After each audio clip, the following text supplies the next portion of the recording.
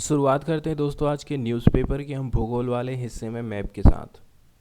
Map के अंतर्गत आज हम देखने वाले हैं कोरल रीफ का डिस्ट्रीब्यूशन, कोरल रीफ का वितरण पूरे विश्व भर में कहाँ कहाँ पर है।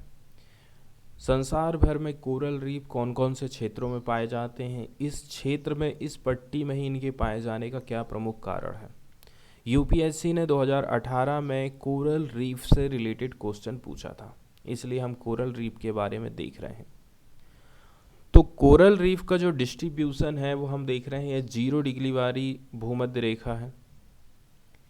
यहाँ से लेकर के हम 30 डिग्री नॉर्थ की तरफ जाएं और 0 से लेकर के यदि हम 30 डिग्री साउथ तक जाते हैं तो यहाँ से आप ऐसे करके सीधे जाओगे तो ये जो 40 डिग्री वाली रेखा है उसके नीचे वाला हिस्सा और यहाँ पर जो 40 डिग्री वाली रेखा है उसके उधर वाला हिस्सा भूमध्य रेखा की ओर।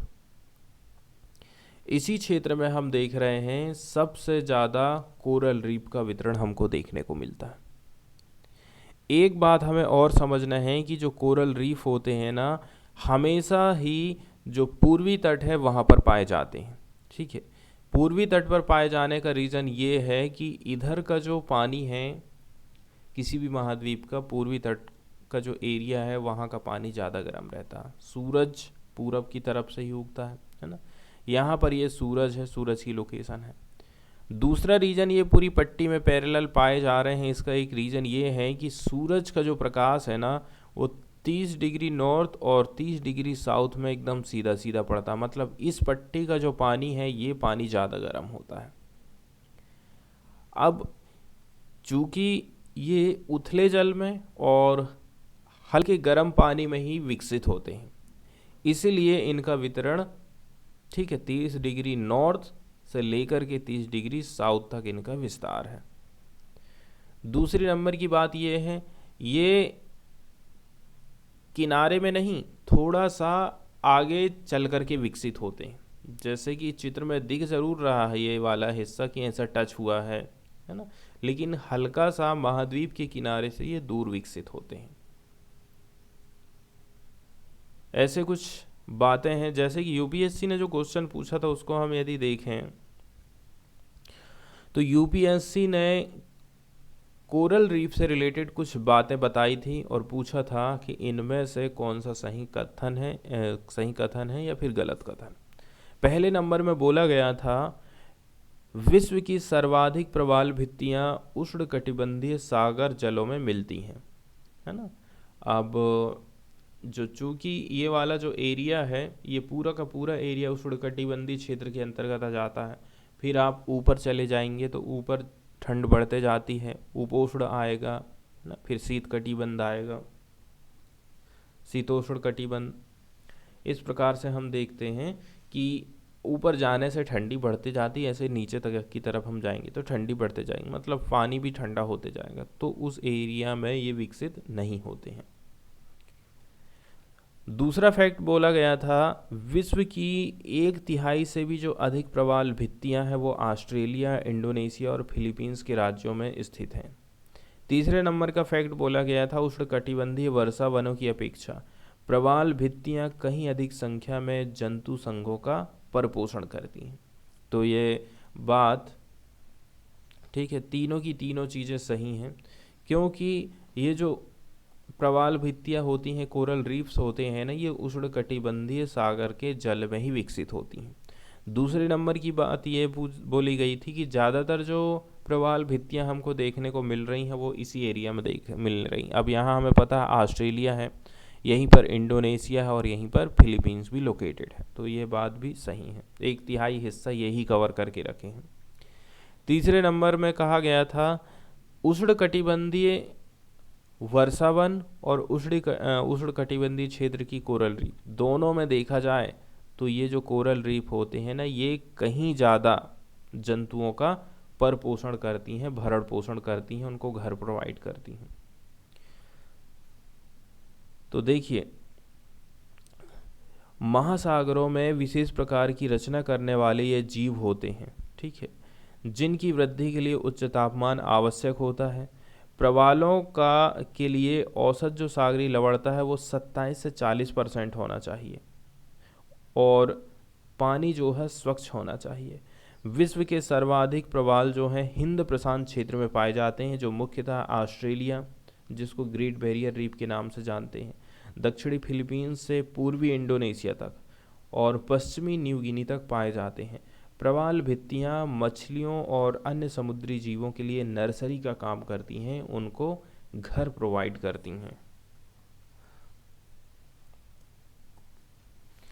थोड़ा सा यदि हम और भी डिटेल में जाते हैं अंदर की तरफ, ये जो पिक्चर आप देख रहे हैं ये होते हैं कोरल रीफ, जिसको हम प्रवाल भित्ति बोलते हैं। प्रवाल की भित्ति, ठीक है, कोरल की रीफ, कोरल रीफ। तो देखिए समुद्र के भीतर बहुत सारे जीव जंतु हमको देखने को मिलते हैं। उनमें से एक जीव का नाम है पॉलिप, जिसके शरीर से चूना पत्थर चट्टानों का स्त्राव होता है, कैल्शियम कार्बोनेट का ये स्त्राव करते हैं। इनको हम मूंगा कहते हैं। ये हमेशा झुंडों में रहते हैं। ये समुद्र के, ठीक है, उथले तल पर भोजन की तलाश में इधर उधर घूमते रहते हैं। ये भोजन की तलाश में छिछले समुद्री भाग पर जमा होने लगते हैं और भोजन ग्रहण करने के लिए एक दूसरे पर चढ़ने लगते हैं, जिसके कारण सबसे नीचे स्थित पॉलिप दबाव क्रिया के कारण मरने लगते हैं। पॉलिप के मृत शरीर और उनके शरीर से निकले चूना पत्थर का निक्षेपण धीरे धीरे छिछले समुद्र भूपटल पर जमा होने लगता है, घोंघा या मोलस्का।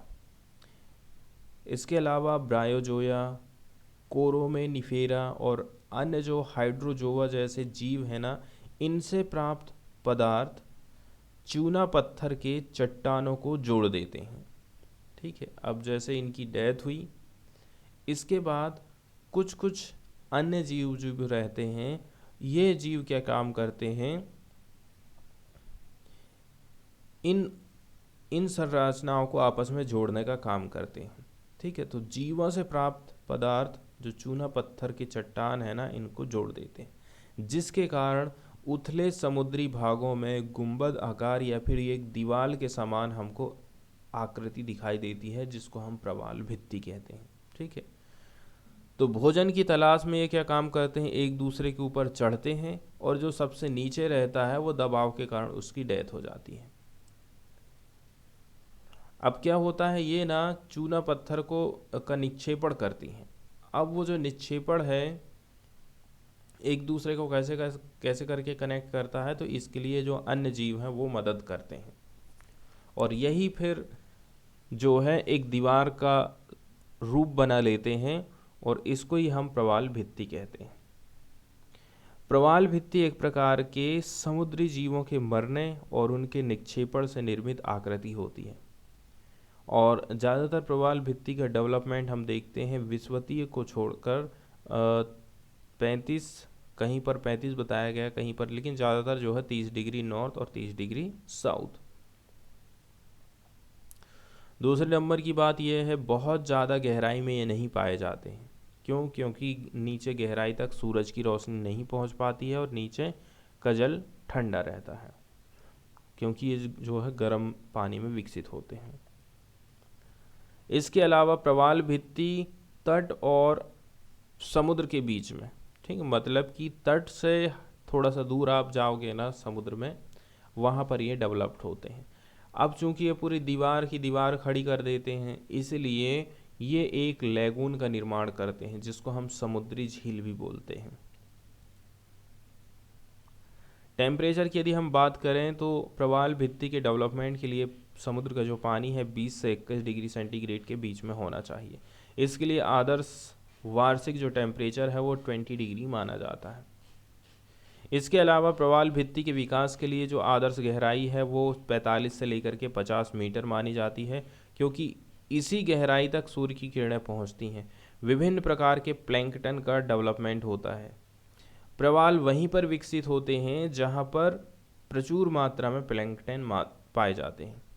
प्रवाली जीव न तो अत्यधिक लवणता वाली जगह में और ना ही स्वच्छ जल में उतने ज़्यादा विकसित होते हैं। 27 से 30 की लवणता इसके लिए उपयुक्त मानी जाती है।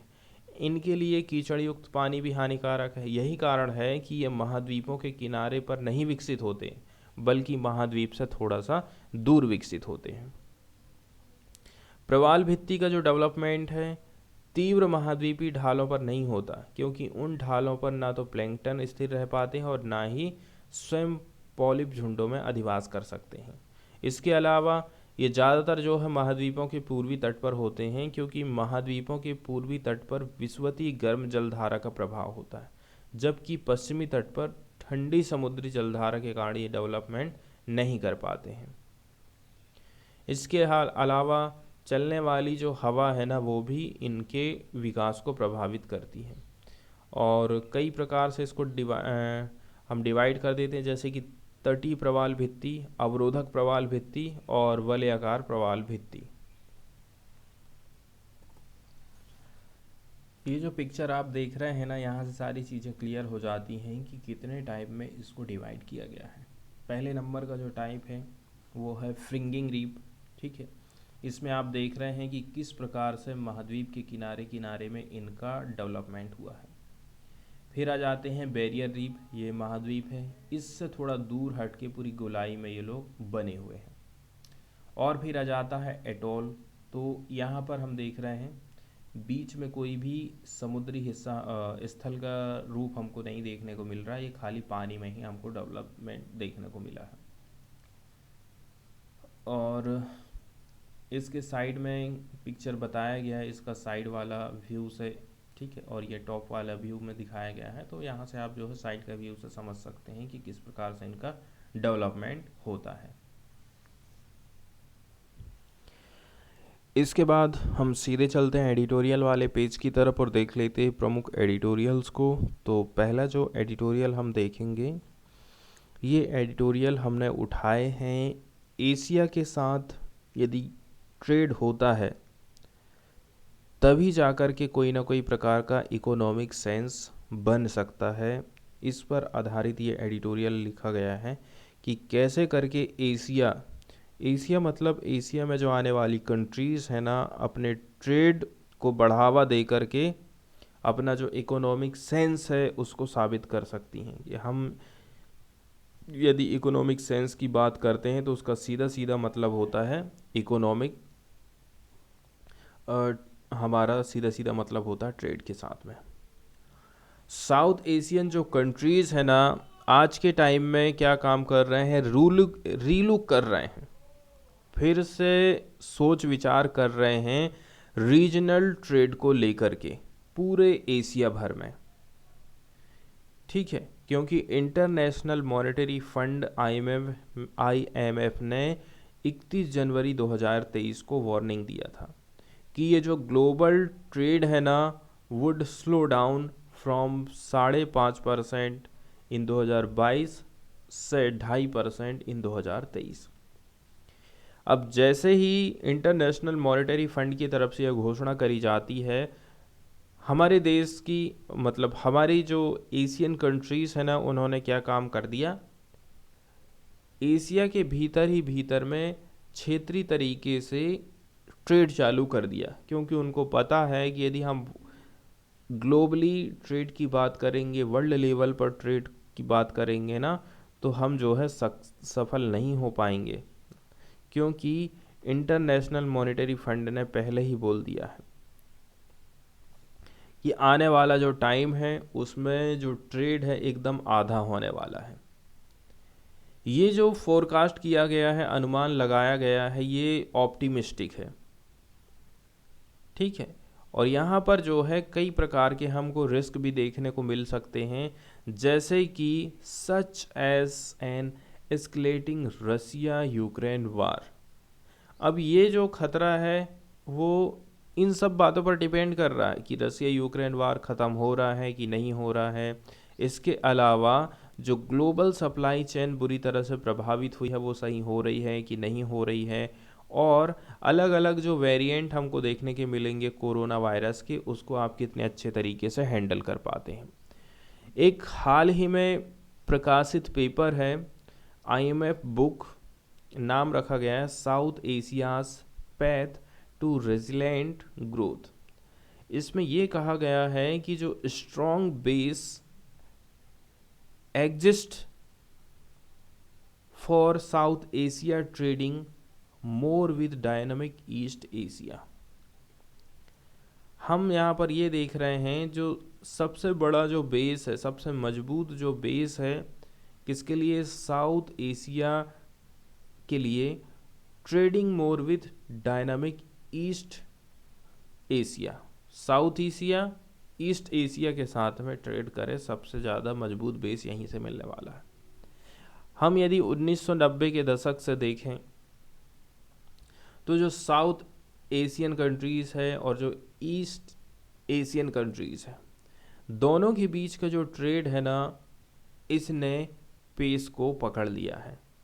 ठीक है, इसने गति पकड़ लिया है, which is linked to India trade realigning toward East Asia through its look East and act East policies.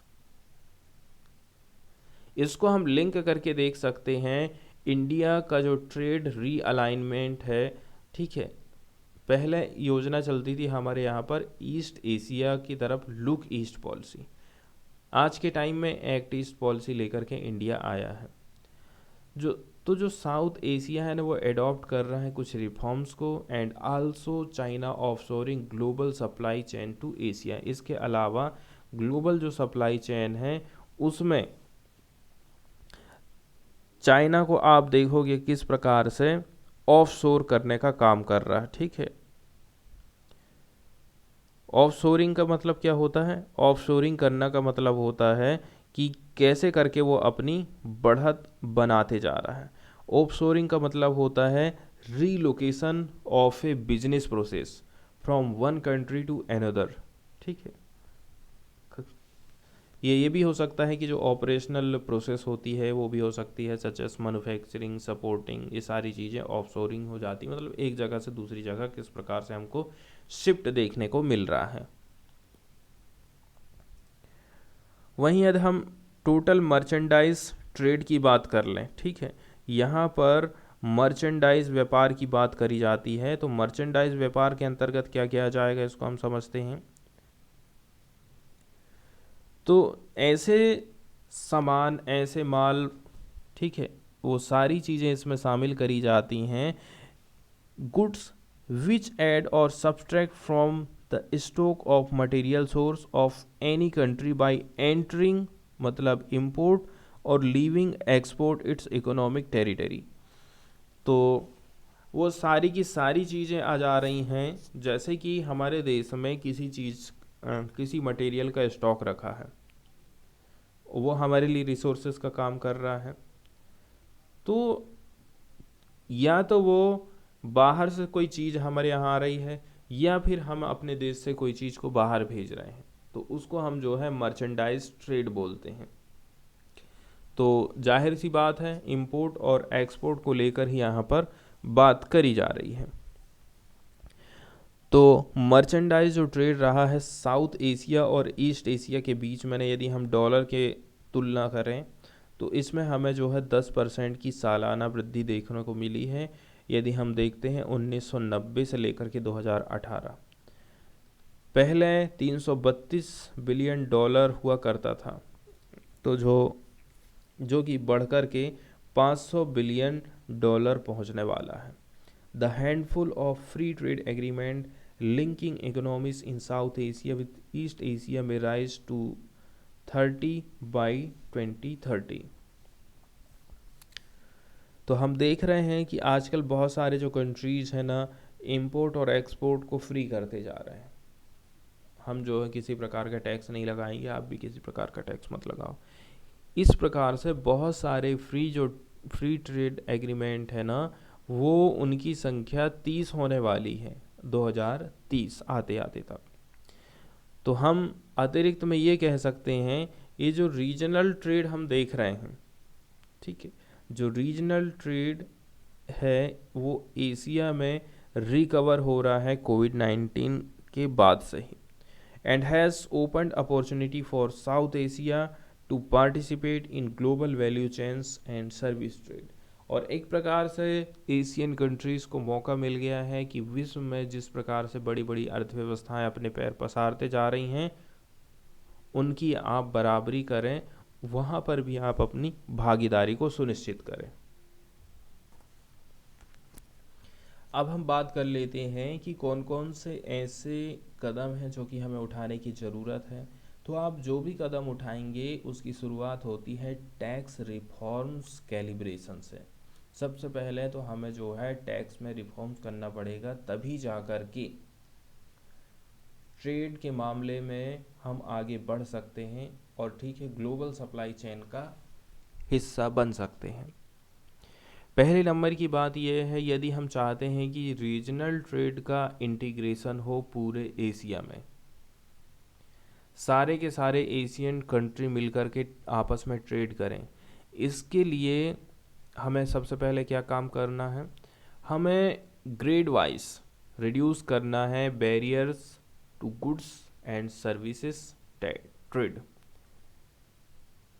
मैं जो गुड्स भेज रहा हूँ चाइना को या फिर अन्य देश को, या फिर कोई देश मुझे अपनी सर्विस प्रोवाइड कर रहा है, तो सबसे पहले दोनों चीज़ों के बीच में जो बैरियर है, जो बाधा है ना, सबसे पहले उसको हमें ख़त्म करना पड़ेगा। उसको ग्रेजुअली ख़त्म करना है, थोड़ा थोड़ा करके ख़त्म करना है।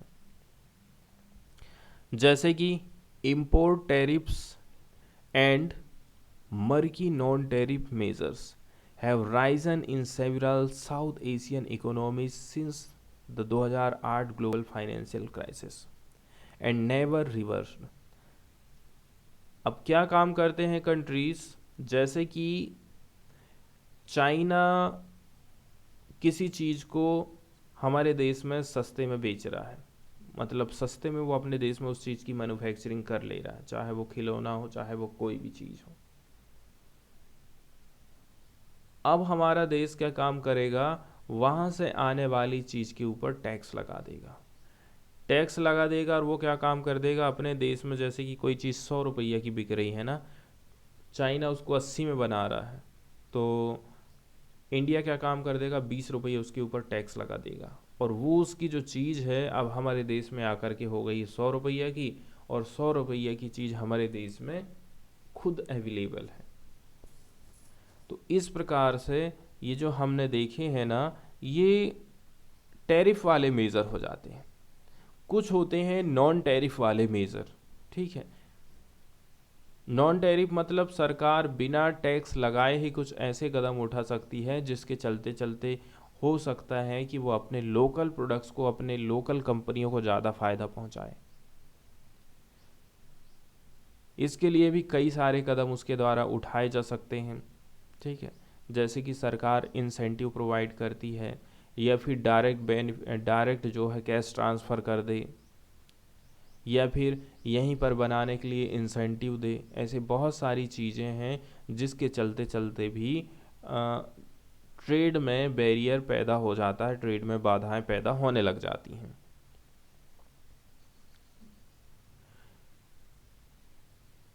अब यदि हम देखिए इससे अधिक चाहते हैं, इससे अधिक यदि हम सोचते हैं, तो जो साउथ एशिया का जो ट्रेड ओपनिंग है ना, इसको हमें कैलिब्रेट करना पड़ेगा टैक्स रिफॉर्म्स के साथ में। As trade taxes account for much of government revenue in some economies. ऐसा इसलिए है क्योंकि टैक्स जो है बहुत महत्वपूर्ण है। टैक्स हमारे देश के लिए ज़रूरी तो है ही, लेकिन टैक्स को हमें जो है ट्रेड के संदर्भ में भी समझने की ज़रूरत है। अब देखिए हमें क्या कहा, यदि हम करते हैं adjustment financing to lodging sector to relocate factors of production and retraining of worker is also essential to promote gains from trade and mitigate income inequalities. तो आपको क्या काम करना है, यदि हम चाह रहे हैं कि हम एडजस्टमेंट करें फाइनेंशियल टू लॉजिंग सेक्टर, सबसे बड़ी बात तो ये है जो सेक्टर हमारा लॉस में जा रहा है उसको फाइनेंसिंग एडजस्टमेंट आप करिए, ठीक है। फाइनेंसिंग एडजस्टमेंट करना है। इसके बाद relocate factors of production, production के लिए जो जो फैक्टर है ना उनको हमें चिन्हित करना है और देखना है कि किसके कारण जो है प्रोडक्शन कम हो रहा है। इसके साथ साथ में जो वर्कर लोग हैं उनको फिर से ट्रेनिंग प्रोवाइड करना है, रीट्रेन करना है, रीट्रेनिंग करना है। ये भी काफ़ी महत्वपूर्ण हो जाता है, ठीक है, यदि हम चाहते हैं कि ट्रेड को प्रमोट करें। इसके अलावा इनकम जो इनक्वालिटी है ना हमारे यहाँ पर, आसमिक असमानताएं, उसको दूर करना है, तो इसके लिए बहुत ही ज़्यादा ज़रूरी है। आगे वाले पैराग्राफ में सेकंड नंबर पर हम और क्या समझ सकते हैं और कौन से कदम हम उठा सकते हैं, तो यहाँ पर एक वर्ड यूज़ किया गया है, स्पेशल इकोनॉमिक जोन्स। तो जो SEZ है एक प्रकार से एक इनक्लेव होता है, ठीक है। इनक्लेव होता है मतलब क्या होता है, विदेशी अंतः क्षेत्र होता है। An area that is different from the larger area और country surrounding it, or a group of people who are different from the people living in the surrounding areas। तो एक प्रकार से SEZ एक ऐसा क्षेत्र है हमारे देश में that is typically duty free. Particular हम उस क्षेत्र की बात कर रहे हैं जो क्षेत्र जो है एक प्रकार से टैक्स से फ्री कर दिया गया है, ड्यूटी से फ्री कर दिया गया है, और यहाँ पर कुछ अलग बिजनेस और कमेरिकल लॉज चलते हैं, बिजनेस के अलग कानून चलते हैं, ठीक है ना।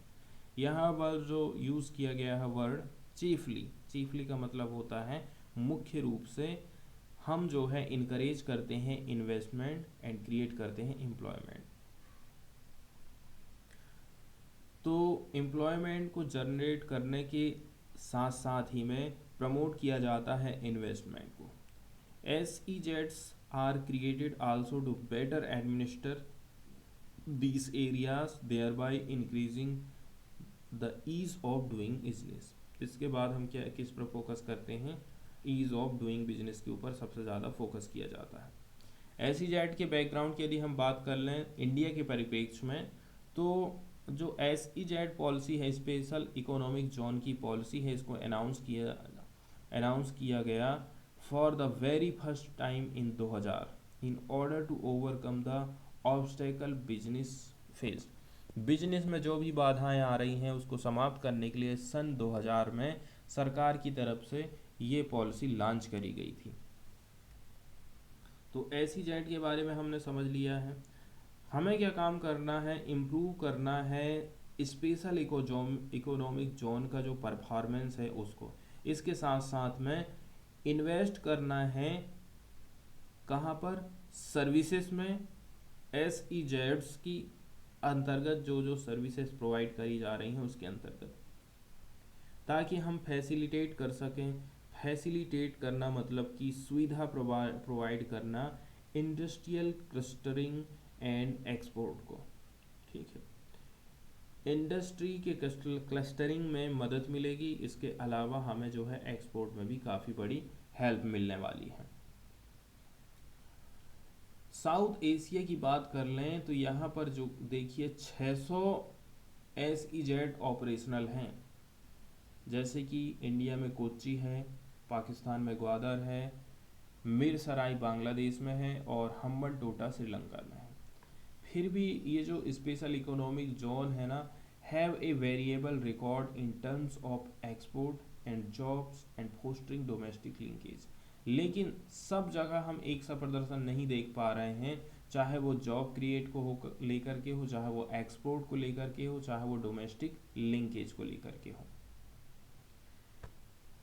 Competitive physical incentive only matter on the margin in the locational decision of multinational and long tax holidays deprive economies in virtual tax revenues। तो जो कॉम्पिटिटिव फिजिकल इंसेंटिव्स होता है वो कब मैटर करता है, वो केवल और केवल मैटर करता है only on the margin margin in the location decision of multinational, and long tax holidays deprive economies of vital tax revenues। वहीं यदि हम बात कर लें कि लंबे समय तक यदि जो है टैक्स हमें नहीं मिल पा रहा है तो इससे हमारा जो वाइटल टैक्स रिवेन्यू है ना वो प्रभावित होती है। तो यदि हम जो है इम्प्रूव करते हैं SEZ की प्रोसेस को, इसके साथ साथ में outcome in south Asian requires ensuring macroeconomic and political stability, adopting good practice regulatory policies toward investor, इसके साथ साथ में प्रोवाइडिंग रिलायबल इलेक्ट्रिसिटी, इसके साथ साथ में 5G ब्रॉडबैंड सेलुलर टेक्नोलॉजी, इसके साथ साथ में अपग्रेडिंग वर्कर स्किल। बहुत सारे कदम हमको उठाने की ज़रूरत है, सारी की सारी बातें यहाँ पर बताई जाती हैं। जैसे कि हमें जो है हमारा वर्कर है ना उनकी स्किल्स को बढ़ावा देना है। उनको ऐसा नहीं कि ITI यदि व्यक्ति आज के टाइम में कर रहा है तो प्रैक्टिकल में क्या करते हैं, बस फाइल से लोहे को घिसाते रहते हैं, हो गया। अब आप उस व्यक्ति को सोचिए उसने क्या स्किल हासिल कर लिया है, उसने कोई स्किल हासिल किया है क्या? आज के टाइम में दुनिया कितनी आगे बढ़ चुकी है, हाथ से आप काम करना ही नहीं है, सारी की सारी चीज़ें मशीनें CNC से हो रही हैं, कंप्यूटर से हो रही हैं। लेकिन हमारे यहाँ पर अभी भी जो है परंपरागत तरीके से ही जो चीज़ें चली आ रही हैं तो बस चली ही आ रही हैं। इससे हमारे जो टेक्निकल स्टूडेंट हैं या फिर ऐसे स्टूडेंट जो कि टेक्निकल में आगे जाना चाहते हैं वो उनको कुछ हासिल नहीं होता है, मतलब बस उनकी डिग्री नाम की रह जाती है। तो बहुत सारे कदम उठा सकते हैं, जैसे कि हमें जो है मैक्रो इकोनॉमिक स्टेबिलिटी चाहिए, पॉलिटिकल स्टेबिलिटी चाहिए, इसके साथ साथ में हमें जो है रेगुलेटरी पॉलिसी यदि हमें लाना है तो उसमें इन्वेस्टर को ध्यान में रखना होगा। इसके साथ साथ में हमें बिजली प्रोवाइड करना पड़ेगा सस्ती दर पर, 5G की टेक्नोलॉजी हमारे देश में लाना पड़ेगा, तब जा कर के ट्रेड हो सकता है और इन्वेस्टमेंट को बढ़ावा दिया जा सकता है, एक्सपोर्ट को बढ़ावा दिया जा सकता है। थर्ड नंबर की जो बात है वो है FTO को लेकर के ही बताई जाती है। ठीक है, अब जो है FTA हम देख चुके हैं, अब हम देखेंगे रीजनल कॉम्प्रहेंसिव इकोनॉमिक पार्टनरशिप। इसके बारे में भी थोड़ी सी जानकारी हम देखेंगे, क्या होता है ये और क्यों आखिर इसको लाया गया था। तो जो रीजनल कॉम्प्रहेंसिव इकोनॉमिक पार्टनरशिप है, एक प्रकार से इसमें भी फ्री ट्रेड एग्रीमेंट जैसी ही बातें होती हैं, जैसे कि एशिया पैसिफिक नेशंस इसमें आ जाते हैं, ऑस्ट्रेलिया, ब्रुनोई, कंबोडिया, चाइना। इसको साइन किया गया था 15 नवंबर 2020 को और ये लागू हो गई है 1 जनवरी 2022 से ही। लोकेशन की यदि हम बात करें वर्चुअल होस्ट की तो हनोई वियतनाम में, ठीक है, इसका बताया जाता है। तो जो रीजनल कम्प्रहेंसिव इकोनॉमिक पार्टनरशिप है इसको इंट्रोड्यूस किया गया था 19वें नंबर की जो एशियन मीटिंग हुई थी नवंबर 2011 में। तो जो RCEP के नेगोशिएशन है ना ये स्टार्ट हो गए थे 21वें नंबर की जो आसियन समिट रही थी कंबोडिया नवंबर 2012 में। Now all participating countries aim to finalise and sign a deal by November 2009। तो कुछ मेंबर स्टेट हैं आसियन के और उनके जो FTA पार्टनर हैं जैसे कि Brunei, Cambodia, Indonesia, Laos, Malaysia, Myanmar, Philippines, Singapore, Thailand, Vietnam, China, Japan, India, south Korea, Australia और न्यूजीलैंड। तो ये आखिर इम्पोर्टेंट क्यों माना जाता है? ये इम्पोर्टेंट इसलिए माना जाता है कि ये जो 16 कंट्रीज़ हैं ना, GDP का जितना भी GDP हो रहा है उसका 1/3 हिस्सा तो ये रखते हैं। इसके साथ साथ में almost half of the world's population यहाँ पर रहती है, with the combined GDP of China and India alone making up more than half that। India और चाइना अकेले की ही यदि हम GDP को जोड़ दें ना तो वो अपने आप में बहुत महत्वपूर्ण हो जाती है।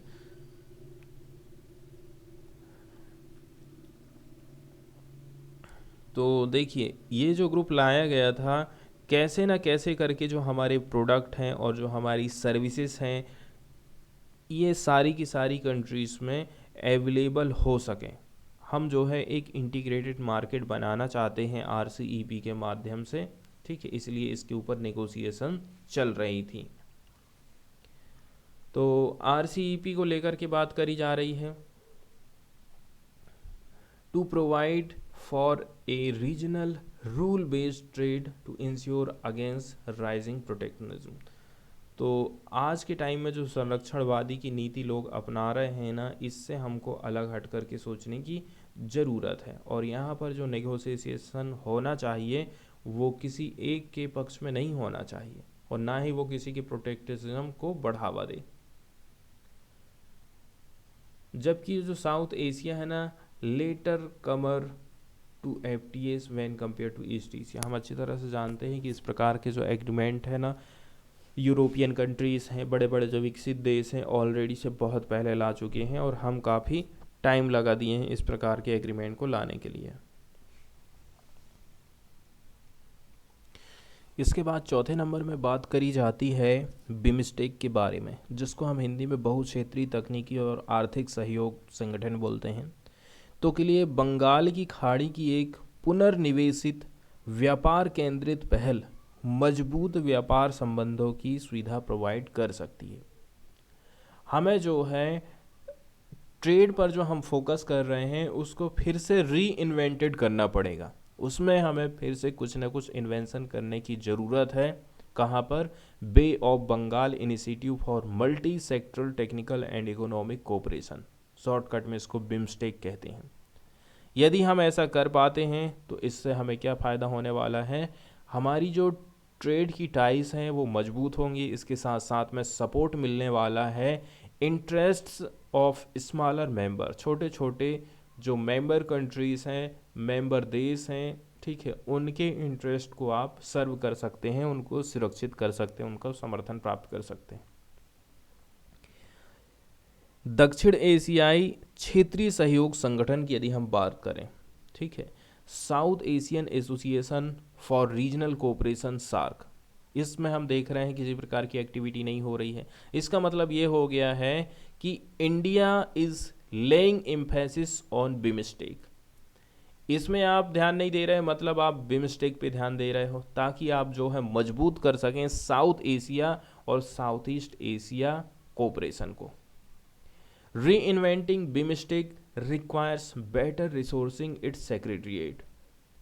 इसका जो सचिवालय है ना, उसको सबसे ज़्यादा रिसोर्सेज की ज़रूरत है, ठीक है। री इन्वेंटिंग हम बोल किसको रहे हैं? इसका मतलब ये है सचिवालय को ज़्यादा से ज़्यादा रिसोर्सेज, रुपया की ज़रूरत है। Concluding the long running BIMSTEC FTA, building trade capacity in smaller economies, इसके साथ साथ में introducing dialogue partner status to encourage open regionalism in Asia. तो हमें जो है यदि क्षेत्रीय व्यापार को बढ़ाना है, क्षेत्रवाद को बढ़ाना है एशिया में, तो इसके लिए हमें ये 2-3 बातें यहाँ जो लिखी बिमस्टेक से रिलेटेड, इसको करने की ज़रूरत है।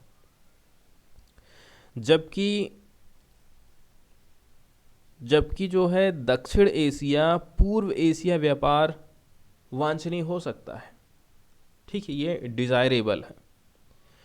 तेज़ी से जटिल जो जियोपॉलिटिकल हम टेंशन्स देख रहे हैं, रिलेशन देख रहे हैं, और इस कुछ टाइम के लिए हम इसको जो है खारिज भी कर सकते हैं। लेकिन यदि दक्षिण एशिया और दक्षिण पूर्व एशिया के बीच एक संकीर्ण भौगोलिक कवरेज होता है, तो पूरे एशिया में जो व्यापार एकीकरण है, इसके लिए एक ब्लॉक का काम करेगा, उसके लिए बिल्डिंग ब्लॉक का काम करेगा for eventual trade integration across Asia to mitigate a backlash against regionalization. The larger economies should facilitate gain from trade to smaller economies. यदि आप जो है क्षेत्रवाद को कंटेन करना चाहते हो, तो आपको जो है जो छोटी मोटी अर्थव्यवस्थाएं हैं ना, इनको साथ में लेकर के चलना पड़ेगा। धीमे वैश्विक व्यापार का अर्थ है कि एशिया के भीतर अधिक व्यापार करना और आर्थिक समझ, ठीक है। यदि हम बात कर रहे हैं कि जो है ग्लोबल ट्रेड में ग्लोबल ट्रेड की गति यदि धीमी हो जाती है तो इसका मतलब ये है कि एशिया के भीतर में व्यापार बढ़िया चल रहा है। Having the political will to implement pro trade policies can improve the lives of Asians. यहाँ पर बताया जा रहा है कि हमारे देश के जो राजनीतिज्ञ हैं उनके पास क्या होना चाहिए, प्रो ट्रेड की पॉलिसी होना चाहिए और उसको इम्प्लीमेंट करने की इच्छा होना चाहिए, तब जाकर के जो इंडियंस हैं, ठीक है, उनकी भलाई के लिए आप सोच सकते हैं। India is South Asia's largest economy and its G20 presidency can be good platform to initiate this changes. हमें G20 की प्रेसिडेंसी भी मिल गई है। साउथ एशिया की बात करें तो लार्जेस्ट इकोनॉमी माना जाता है इंडिया में, और G20 के चलते चलते हमें मौका भी मिला है। तो इस प्रकार से इस मौके को इंडिया को भुनाना चाहिए। ये जो पिक्चर आपको दिखाई दे रही है ये है पोबितोरा वाइल्ड लाइफ सेंचुरी के गैंडे, ठीक है। तो ये वाइल्ड लाइफ सेंचुरी है जो कि अपने गैंडों के लिए फेमस है। सिंगल सींग वाले जो राइनोस हैं ये ग्रेजिंग कर रहे हैं Pobitora wildlife sanctuary Assam में। Pobitora has the world's highest concentration of Indian one horn rhinos. एक चीज़ के लिए फेमस है कि यहाँ पर हमको सबसे ज़्यादा विश्व की हाईएस्ट सघनता कंसंट्रेशन देखने को मिलती है सिंगल सींग वाले गैंडों की। मात्र 38.81 स्क्वायर किलोमीटर के एरिया में 107 इनकी जनसंख्या है, सोचिए आप। Rhinos are finding it difficult to find fresh grassland as there has been rainfall in state for last 5 months, ठीक है। Water bodies to have dried up. यहाँ पर इनको जो है खाने को लेकर के काफ़ी समस्या उत्पन्न हो रही है, ठीक है। एक तो जो वाटर बॉडीज़ है ना वो सूख रही हैं, और यदि देखा जाए ना यहाँ पर जो है पिछले 5 महीने से जो है हैज़ बीन नो रेनफॉल, क्योंकि यहाँ पर पिछले 5 महीने से कोई भी बारिश देखने को नहीं मिली है। इसी के चलते चलते इनको घास के मैदान ढूंढने में बड़ी दिक्कत जा रही है।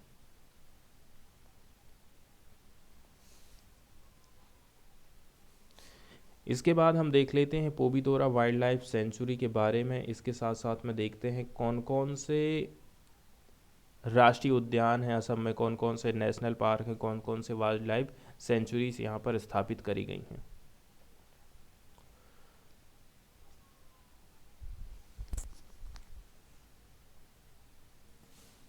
तो अब हम सीधे चले हैं पोबितोरा नेशनल पार्क की वेबसाइट, ऑफिशियल वेबसाइट की तरफ में, और देख लेते हैं पोबितोरा नेशनल पार्क के बारे में जानकारी। पोबितोरा नेशनल पार्क सिचुएटेड है Morigaon district, state of Assam. Assam राज्य में मोरीगांव जिला पड़ता है, यहाँ पर ये लोकेटेड है।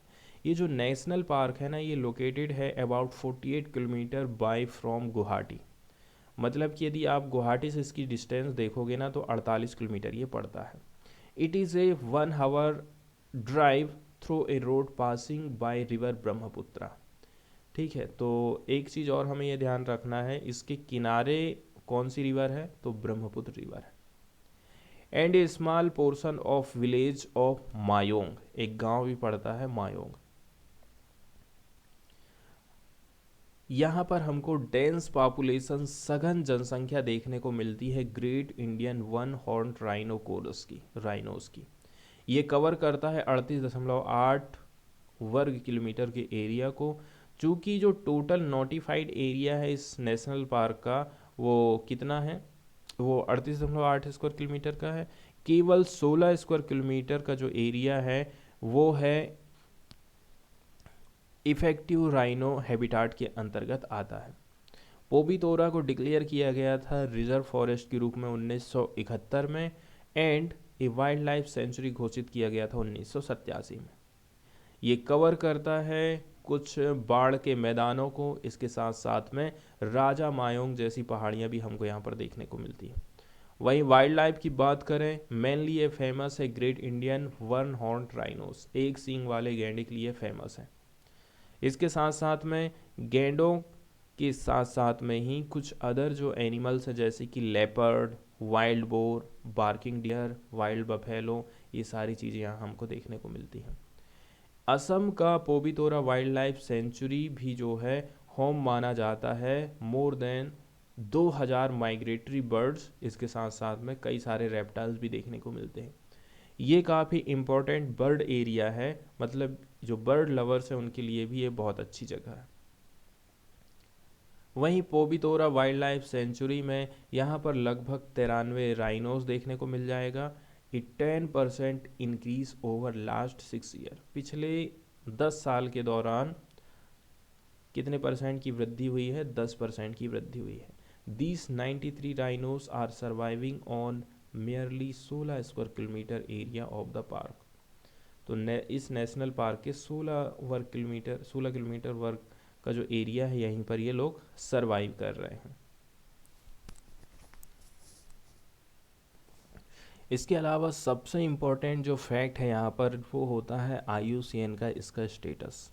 तो IUCN ने इसको जो है रेड लिस्ट की कैटेगरी में डाल करके रखा है। इसके अलावा ये जो राइनोज होते हैं ना, काफ़ी इम्पोर्टेंट होते हैं। राइनो शेयर करते हैं अपने होम को अदर जो वैल्यूएबल प्लांट्स हैं और एनिमल्स के साथ में, ठीक है, इनके साथ साथ में ये रहते हैं। तो जब हम जो है ग्रेटर वन हॉर्न राइनोस को प्रोटेक्ट करते हैं, इसका मतलब ये है कि हम अदर स्पीसीज को भी प्रोटेक्ट कर रहे हैं। ये जो राइनोस होते हैं ये नेशनल सिंबल माने जाते हैं, नेशनल प्राइड माना जाता है किसी भी कंट्रीज़ का जहाँ पर भी ये पाए जाते हैं, इसलिए हमें इनका प्रिजर्वेशन करना चाहिए। यहीं से हमें जो है इन्वायरमेंटल के प्रति सुरक्षा संरक्षण के प्रति भावनाएं जो है पैदा होती हैं उन लोकल कमिटीज़ को लेकर के। इसके साथ साथ में ये जो लोकल कमिटीज़ हैं जो इनके आसपास में रह रही हैं, उनके लिए रेवेन्यू जनरेशन का भी काम हम कर सकते हैं यदि इस प्रकार के राइनोस को हम सेव करके रखते हैं, तो है ना, इनको यदि बचाते हैं। और ये इसका स्टेटस यहाँ पर दिखाया गया है कि इसको वल्नरेबल की कैटेगरी में रखा गया है। पॉपुलेशन की यदि हम बात करें तो लगभग 3700 है। साइंटिफिक नेम राइनोकोरस यूनिकॉर्निस, और हाइट होती है इसकी 5.75 से 6.5 फीट। वजन 4000 से 6000 पाउंड होता है। लंबाई की बात करें तो 10 से 12.5 फीट। और हैबिटाट की बात करें तो ये ट्रॉपिकल और सब ट्रॉपिकल ग्रासलैंड, सवाना और श्रबलैंड्स में ये पाए जाते हैं। यहाँ इंडियन की बात करें तो इंडियन में आप देख रहे हैं ये जो पूरी जिस प्रकार से हमारा हिमालय पैरेलल में फैला हुआ है ना, उसी प्रकार से इनकी भी ये ऐसी पट्टी है। तो इसका पॉपुलेशन का डिस्ट्रीब्यूशन यहाँ पर दिखाया तो गया है, लेकिन एकदम क्लियर नहीं हो पा रहा है कि कौन कौन से जगह में कितनी कितनी इनकी संख्या है।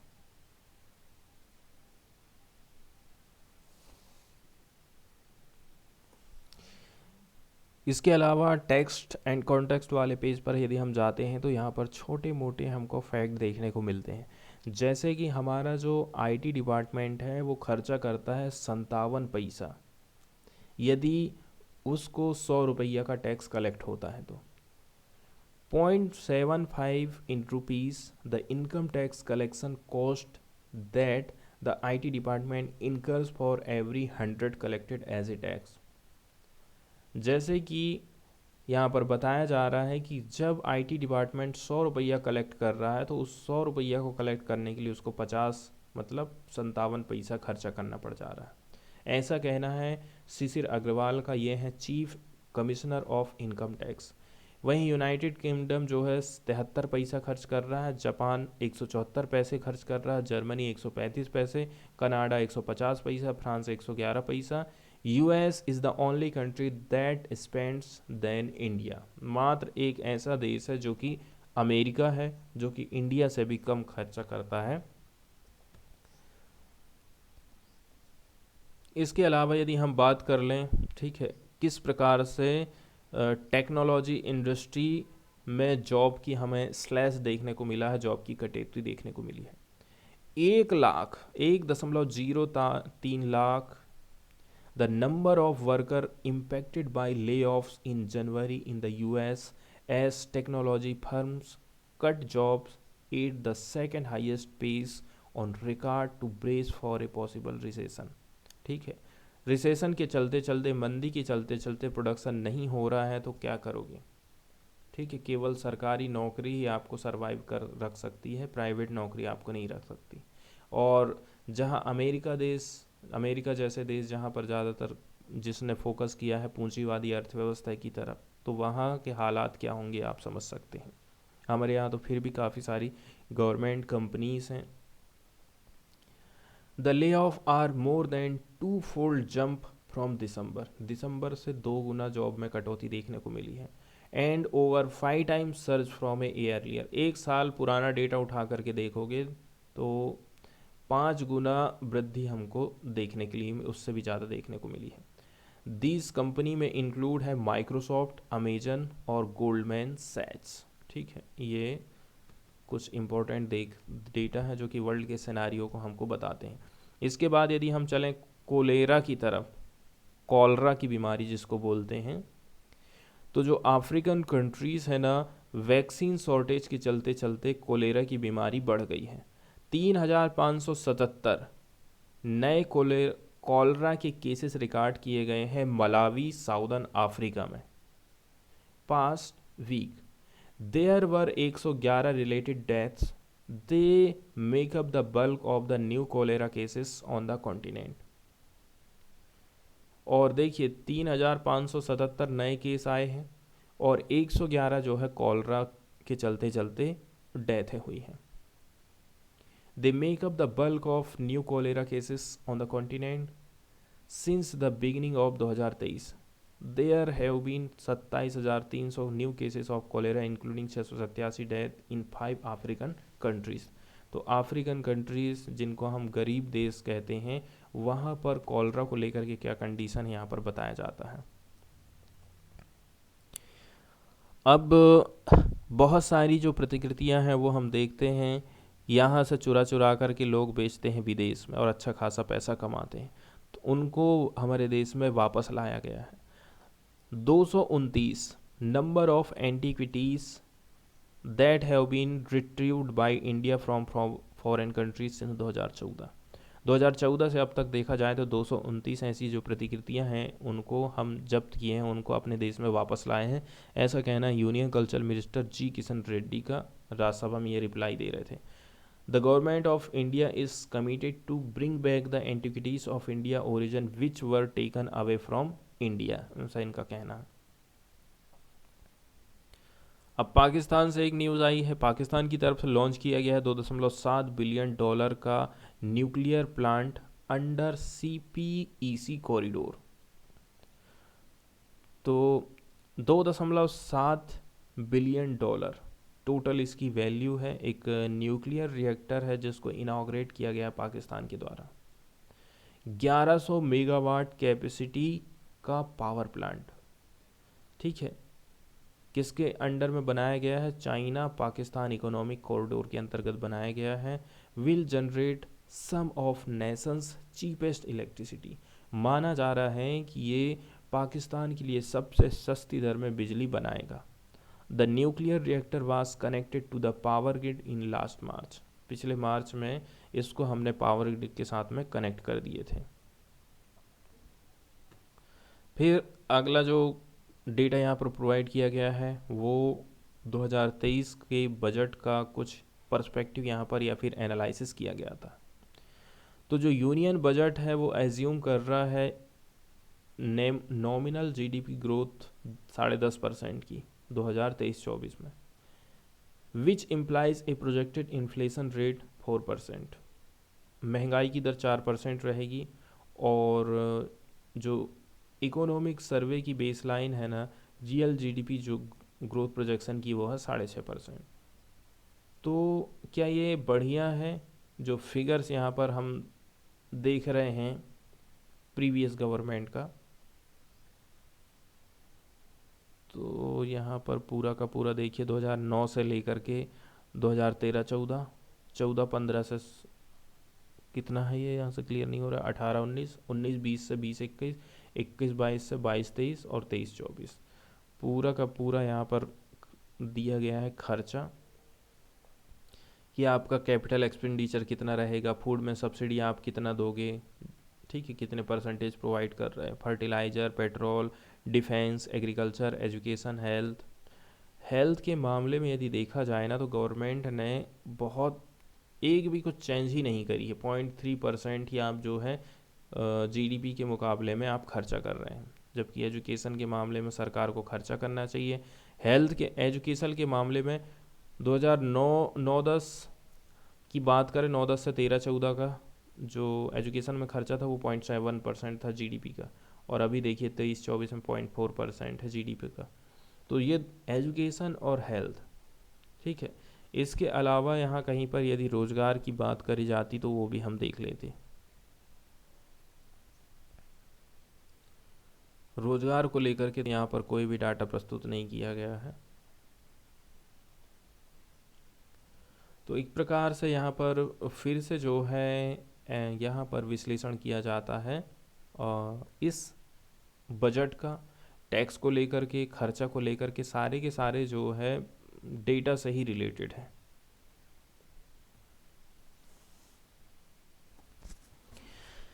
इसके बाद हम चर्चा करेंगे, बहुत ही ज़्यादा न्यूज़ में रहे हैं अडानी साहब, ठीक है। तो क्या इनकी न्यूज़ है और क्यों क्यों आखिर इनके शेयर में हमको गिरावट देखने को मिली है। तो आपने हिंडनबर्ग रिसर्च का नाम सुना ही होगा। हिंडनबर्ग रिसर्च ने आरोप लगाए थे अडानी के ऊपर, फिर अडानी ने उल्टा आरोप लगा दिया किसके ऊपर, इस हिंडनबर्ग रिसर्च के ऊपर, कि आप जो है हमारी भारत की इंटीग्रिटी, सिक्योरिटी और इसके ऊपर क्वेश्चन उठाने वाले आप होते कौन हो, ठीक है। मतलब कि बीबीसी के ऊपर, बीबीसी की जो डॉक्यूमेंट्री है उसके ऊपर कमेंट किया हिंडनबर्ग के जवाब देते टाइम इन्होंने, ठीक है। कुल मिलाकर के इन्होंने पूरी की पूरी फर्म के ऊपर आलोचना कर दी थी, उसको सीधे सीधे लिंक कर दिया था बीबीसी की डॉक्यूमेंट्री के ऊपर। सबसे पहले तो हमें हिंडनबर्ग रिसर्च के बारे में समझना होगा। हिंडनबर्ग रिसर्च एक वित्तीय शोध करने वाली कंपनी है जो इक्विटी, क्रेडिट, डेरिवेटिव मार्केट के आंकड़ों का विश्लेषण करती है। इसकी स्थापना हुई थी 2017 में नाथन एंडरसन के द्वारा। हिंडनबर्ग रिसर्च हेज फंड का कारोबार भी करती है। इसे कॉरपोरेट जगत की गतिविधियों के बारे में खुलासा करने के लिए जाना जाता है। इस कंपनी का नाम हिंडनबर्ग आपदा पर आधारित है जो 1937 में हुई थी, जब एक जर्मन यात्री हवाई पोत में आग लग गई थी जिसमें 35 लोग मारे गए थे।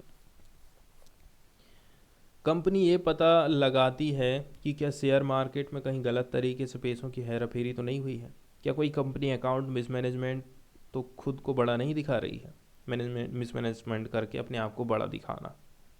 क्या कंपनी अपने फ़ायदे के लिए शेयर मार्केट में गलत तरीके से दूसरी कंपनियों के शेयर को बीट लगाकर नुकसान तो नहीं पहुंचा रही है। ये सारी चीज़ों के ऊपर ये रिसर्च करती है। इसने हाल ही में एक रिपोर्ट प्रस्तुत किया था। 25 जनवरी को हिंडनबर्ग ने अदानी ग्रुप के संबंध में 32,000 शब्दों की एक रिपोर्ट जारी करी थी। रिपोर्ट के निष्कर्ष में 88 पन्नों को शामिल किया गया था। रिपोर्ट में दावा है कि ये समूह दशकों से शेयरों के हेरफेर और अकाउंट में धोखाधड़ी करते रहा है। 3 साल में शेयरों की कीमतें बढ़ने से अदानी समूह के संस्थापक गौतम अदानी की संपत्ति $1 अरब बढ़कर के $120 अरब हो गई है। सोचो, 1 अरब और $120 अरब। डॉलर खुद ही आप देख रहे हो कि $1 में हमको 80 रुपया खर्च करने पड़ रहे हैं। इस दौरान समूह की 7 कंपनियों के शेयर 819% की वृद्धि देखने को मिली है। कई देशों में है मुखौटा कंपनियां होने के आरोप। मुखौटा मतलब होता है जाली। रिपोर्ट में आरोप लगाया गया है कि मॉरिशस से लेकर के संयुक्त अरब अमीरात तक टैक्स हेवन देशों में अदानी परिवार की कई मुखौटा कंपनी का विवरण हमको देखने को मिलता है, जिनको सेल कंपनी बोलते हैं। इनका उपयोग भ्रष्टाचार, मनी लॉन्ड्रिंग के लिए किया गया। इन सेल कंपनियों के जरिए फंड की हेराफेरी की गई। कंपनी ने कहा है कि इस शोध रिपोर्ट के लिए अदानी समूह के पूर्व अधिकारियों सहित दर्जनों लोगों से बात की गई। हजारों दस्तावेज की हमने समीक्षा करे और आधा दर्जन देशों में दौरा भी किया। रिपोर्ट में कहा गया है कि बड़े पैमाने पर शेयरों को गिरवी रखकर कर्ज लिया गया। हिंडनबर्ग का कहना है, यदि गौतम अदानी वास्तव में पारदर्शिता को अपनाते हैं जैसा कि वे दावा करते हैं तो उनको उत्तर देना चाहिए। फिर अदानी समूह का कहना है कि देखिए, रिपोर्ट में इस्तेमाल तथ्यात्मक आंकड़े प्राप्त करने के लिए समूह से हमसे उन्होंने कोई संपर्क ही नहीं किया है। ये रिपोर्ट चुनिंदा गलत व बासी सूचना, निराधार और बदनाम करने की मंशा से, ठीक है, ऐसा किया गया है। तो इस प्रकार से उन्होंने जवाब दिया था। इसके बाद एक बात और यहाँ पर ध्यान रखने की ज़रूरत है कि ये जो कंपनी है जिसने क्वेश्चन खड़े करी है अडानी के शेयरों के ऊपर, तो इसकी विश्वसनीयता पर, इसके भरोसा के ऊपर भी ना क्वेश्चन खड़े करे जाते हैं। फोर्ब्स मैगजीन के हिसाब से यदि देखें तो अमेरिका का जो न्याय विभाग है, इसने कई सारी बड़ी जो शॉर्ट सेलिंग निवेश और शोध फर्म है ना, इनकी जांच कर रहा है, और उसकी जांच में हिंडनबर्ग भी आती है। डिपार्टमेंट ने 2021 के लास्ट में लगभग 30 इस प्रकार की कंपनियों के साथ साथ उनसे जुड़े 3 दर्जन व्यक्तियों के बारे में जानकारी जुटाई थी। वॉल स्ट्रीट जर्नल की रिपोर्ट के मुताबिक संघीय अभियोजक इस बात की जांच कर रहे हैं कि क्या शॉर्ट सेलर्स ने समय से पहले हानिकारक शोध रिपोर्ट साझा करके और अवैध व्यापार रणनीति में शामिल होकर शेयर की कीमतों कम करने की साजिश तो नहीं रची है, क्योंकि जब से ये रिपोर्ट आई है अडानी के शेयर में धड़ाधड़ गिरावट हमको देखने को मिल रही है। इसके साथ साथ में देखिए, अभी हाल ही में बहुत सारी चीज़ें घटना घटित हुई हैं, जैसे कि गौतम जो अडानी हैं, इन्होंने जो है एफपीओ को भी कैंसिल कर दिया है। जो जो लोगों ने निवेश किया था उसके पैसे को वापस लौटाने का फैसला लिया है। अडानी एंटरप्राइजेज लिमिटेड के फॉलो ऑन पब्लिक ऑफर, मतलब जिसको एफपीओ बोलते हैं, इससे जुड़ी खबर आई थी कि कंपनी ने पूरी तरह से सब्सक्राइब किए गए एफपीओ को कैंसिल करने का फैसला लिया है। ऐसे में जिन निवेशकों ने अडानी ग्रुप पे एफपीओ में पैसे लगाए थे उनको जल्दी ही रकम वापस मिल जाएगी। इसके बाद हम सीधे चलते हैं सोनम वांगचुक की तरफ और देख लेते हैं, ठीक है। सोनम वांगचुक जिसके ऊपर 3 इडियट मूवी बनाई गई थी, तो इनके बारे में आप सभी परिचित हैं। सोनम वांगचुक लद्दाख, केंद्र सरकार की जो पॉलिसीज़ है ना, वो जो है मिलिटेंसी मतलब उग्रवाद के बीज बो रही हैं लद्दाख में, ऐसा इनका सोनम वांगचुक का कहना है। सोनम वांगचुक की डिमांड है कि जो आदिवासी लोग होते हैं ना, इनको आप जो है उनके अधिकार वापस कर दीजिए। उन्हीं के अधिकारों के लिए लड़ रहे हैं, अपनी ज़मीन के लिए, अपनी एजुकेशन के लिए, ठीक है, ये लड़ाई लड़ रहे हैं कि ये जो एरिया है इसको हम जो है लोकल लोगों के लिए आप छोड़ क्यों नहीं देते हो, क्यों जो है आप इसको ज़बरदस्ती केंद्र सरकार के अंडर में ले रहे हो, सारे के सारे नियम कानून के अंदर ले रहे हो। तो ये चाहते हैं कि यहाँ के जो लोकल कम्युनिटीज़ हैं, आदिवासी लोग हैं ना, इनको उनके अधिकार पुराने वाले सारे के सारे मिल जाएं। लद्दाख में संविधान की जो 6ठी अनुसूची के अंतर्गत भूमि, कल्चर और जॉब, इनकी सुरक्षा की ये डिमांड कर रहे थे। जो 6वां शेड्यूल है इसी के अंतर्गत, ठीक है, वो कह रहे हैं कि हमें जो है लैंड को लेकर के, कल्चर को लेकर के और जॉब को लेकर के हमें हमारे अधिकार मिलना चाहिए। जो सोनम वांगचुक हैं एजुकेशनल रिफॉर्मर हैं, ठीक है, and one of the most popular voices हैं from the region, said on Thursday that the center's policy was alienating the youth by sowing seed of militancy। अब जैसे कि एग्जाम्पल के तौर पर यहाँ क्या बताया जाता है, तो जब मैं खारदुंगला में उपवास करना चाह रहा था ना, तो मुझे घर में नज़रबंद कर दिया गया। 4 दिन पहले लद्दाख के उपराज्यपाल लेह के एक स्टेडियम में पुरस्कार बांट रहे थे। उसे देखते ही बच्चे 6ठी अनुसूची के नारे लगाने लगे। उनको आपने थाना लेकर चले गए। क्या अब सार्वजनिक रूप से 6ठी अनुसूची कहना अपराध हो गया है? उनका कहना है कि 12,000 नौकरियों का वादा किया गया था, लेकिन भर्ती प्रक्रिया केवल 800 पदों की आपने पूरी करे हो। तो ये बिल्कुल जाहिर सी बात है, आप कितने भी बड़े वॉइसेस हों इंडिया की, यदि आप जो है आलोचनात्मक रूप से आवाज़ उठा रहे हैं, सरकार की आलोचना कर रहे हैं, तो आपके साथ ऐसा हो रहा है, आपको घर में नज़रबंद कर दिया जा रहा है। 6th शेड्यूल के नारे जब आपने लगा दिए कि हमको 6th शेड्यूल चाहिए, वो भी बच्चे थे, आपने उनको जेल भेज दिया। तो आगे बताया जा रहा है जो सिक्स शेड्यूल है ना, under article 244 of the Indian constitution, ये प्रोटेक्ट करता है ट्राइबल की पॉपुलेशन को, प्रोवाइड करता है उनको ऑटोनॉमी, ठीक है, to the communities through creation of autonomous development council, की वो जो है खुद के ऑटोनोमस डेवलपमेंट काउंसिल स्थापित करेंगे। ये काउंसिल ही उनके लिए लैंड के ऊपर कानून बनाएगा, पब्लिक हेल्थ के ऊपर कानून बनाएगा और एग्रीकल्चर के ऊपर कानून बनाएगा। इसके साथ साथ में वांगचुक जो कि एक इंजीनियर हैं, इसके अलावा जो है क्लाइमेट एक्टिविस्ट हैं, इन्होंने जो है 5 दिन का फास्ट रखा था और डिमांड करी थी कि लद्दाख को जो है स्टेट का दर्जा दिया जाए, इंक्लूजन अंडर सिक्स शेड्यूल। और लगभग 2000 पीपल जो है लेह में अटेंड किए थे एक रैली में, कंक्लूड हिज एजिटेशन, अपने एजिटेशन को प्रदर्शित करने के लिए। 5 अगस्त 2019 को क्या होता है, जो जम्मू कश्मीर का स्टेटस है ना, उसको रिमूव कर दिया गया था under article 370 constitution, revoke by the parliament, वापस ले लिया गया था। And the state was bifurcated into 2 union territory, इसको 2 यूनियन टेरिटरी में बांट दिए थे, जम्मू एंड कश्मीर और लद्दाख में। The latter without a legislative assembly, और ये जो लद्दाख है यहाँ पर जो है लेजिस्लेटिव असेंबली